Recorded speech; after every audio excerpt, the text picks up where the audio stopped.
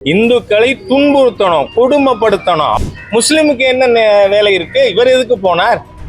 ஏசுநாதர் பேர்லயோ அல்லாஹ் பேர்லயோ சொத்துக்கள் வாங்க முடியாது, விற்க முடியாது. கடைசி பந்து சிக்ஸர் அடிச்சிருக்காங்க.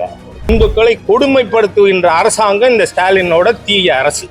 இந்தி கூட்டணிய காங்கிரஸ், திமுக, மக்கள் விரோதிகள் முழு மலையும் முருகனுக்கு சொந்தம். தேச துரோகிக்கு சிலை வைக்கின்ற கூட்டம் இந்த நாட்டு மக்களுக்கு நல்லது நினைக்குமா? எல்லாரும் வாங்கன்னு இந்து முன்னணி தலைவர் ஆணையிட்டால் ராஜா கட்டுப்பட்டவர்.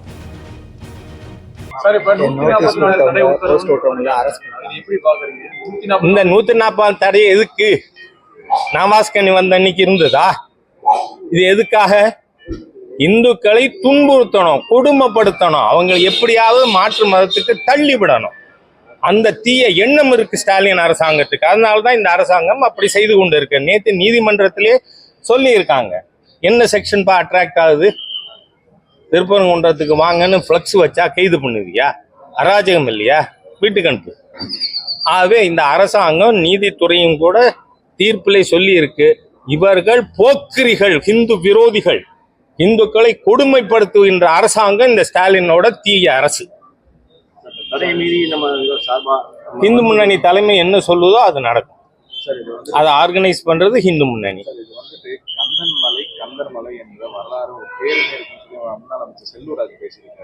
கந்தர் மலை தாங்க, ஸ்ரீ கந்தர் மலை.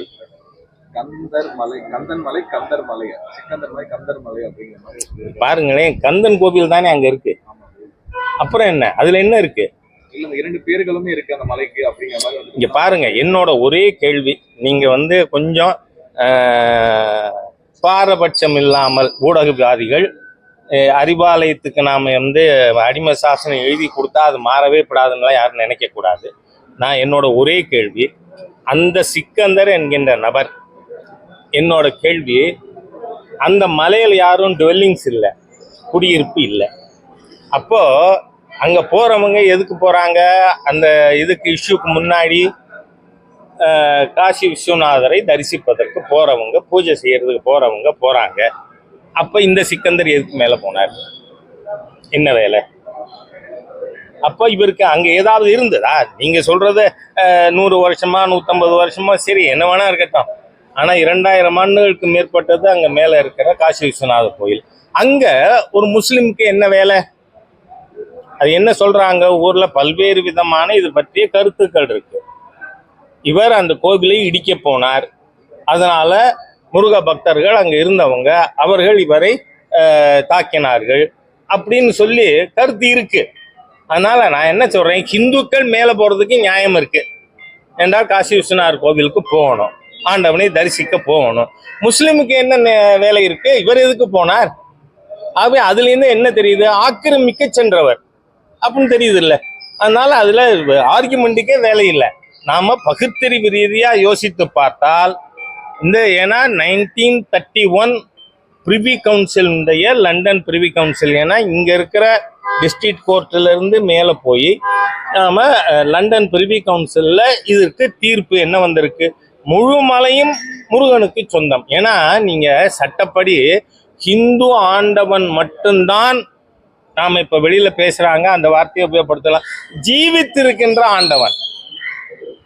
He is a legal entity. Hindu God, Hindu deity, it's a legal entity. சட்டபூர்வமாக சொத்துக்களை ஓன் பண்றதுக்கு மற்ற கடவுள்களுக்கு, மத கடவுள்களுக்கு உண்டா ரைட் இருக்கா?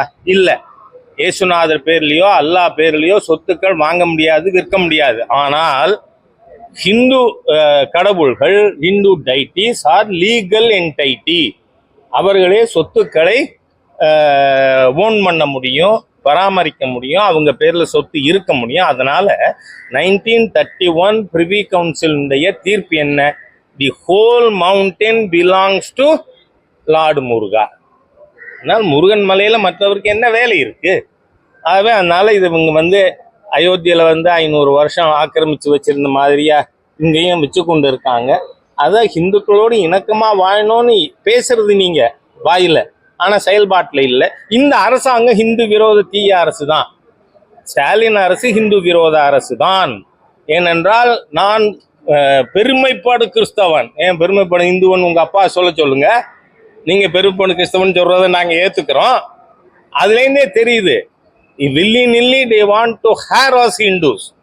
அதனால அதை நாம அனுமதிக்கிறோம்.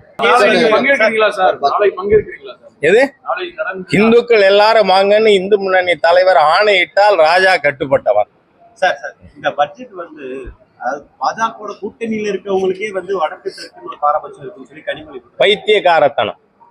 கனிமொழிக்கு அரசியல் சட்டம் தெரியுமா, பட்ஜெட்னா என்ன தெரியுமா கேட்கிறேன்னா, ஏனென்றால் எந்த ஒரு மாநிலத்துக்கு ஏதாவது ஒரு விசேஷ திட்டம் இருந்தால் அந்த மாநிலத்தோட பேர் வரலாம். ஆனால் அந்த மாநிலத்தின் பேர் வரலைங்கிறதுனால ஒரு சென்ட்ரல் பட்ஜெட்டு ஒரு மாநிலத்துக்குன்னு பேச முடியுமா? இதை விட ஒரு சரியான வார்த்தையை பைத்தியக்காரத்தனம் வேற உண்டா? ஏனென்றால் இந்த பட்ஜெட் இன்னைக்கு என்ன, இந்த நம்ம மதுரையை சார்ந்த தமிழ பெண்மணி வீர தமிழச்சி திருமதி நிர்மலா சீதாராமன் அவர்கள் கடைசி பந்து 6 அடிச்சிருக்காங்க இன்னைக்கு. அதனால உங்களால தவிச்சு போய் நீங்க பார்லிமெண்ட்ல நடக்கிறத பார்க்கலாம். மக்களுக்கு 7 லட்சம் ரூபாய் வரைக்கும் வருமான வரி விலக்கு இருந்தது. ஒரே ஸ்ட்ரோக்ல 12 லட்சம். இன்னைக்கு அரசு உத்தியோகஸ்தர்கள் சம்பளம் வாங்குறவங்க ஸ்டாண்டர்ட் டிடக்ஷன் 75,000 சேர்த்து 12,75,000 வரை ஒரு நயா பைசா வரி இல்லை அப்படின்னு அறிவிச்சிருக்காங்க.